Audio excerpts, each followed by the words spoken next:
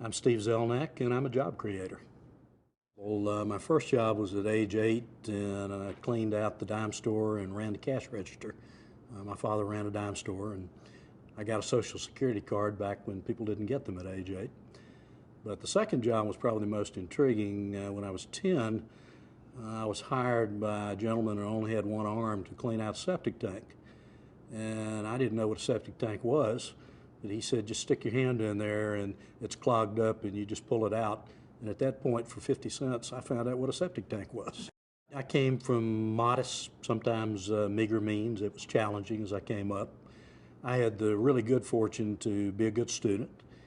That gave me some educational options. I wound up going to Georgia Tech, which turned out to be a key part of my background that took me forward. And at Georgia Tech, I figured out that I wanted to be a CEO of a large company.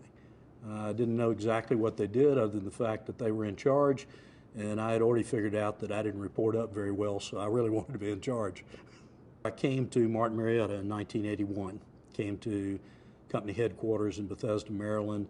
Most people know Martin Marietta as an aerospace company, and today it's Lockheed Martin.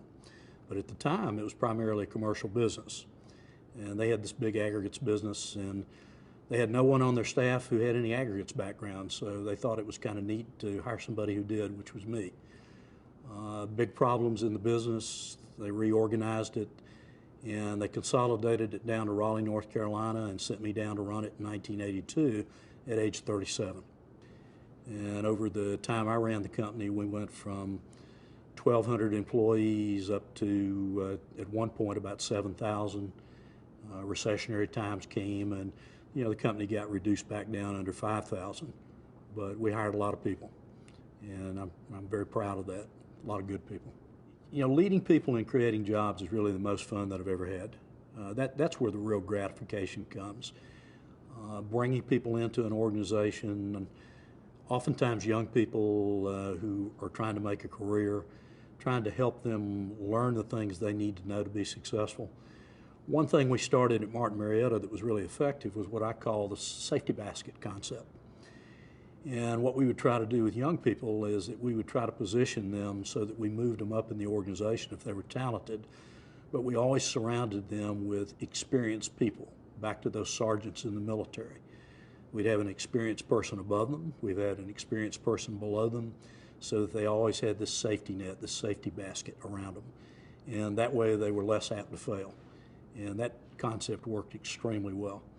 The other thing we did, I learned early that oftentimes people are put in the wrong roles.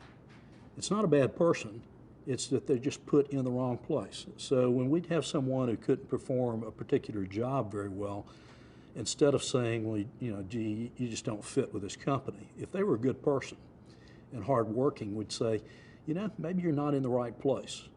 And we just had a great history of taking people from one place and putting them in another role where they were highly successful.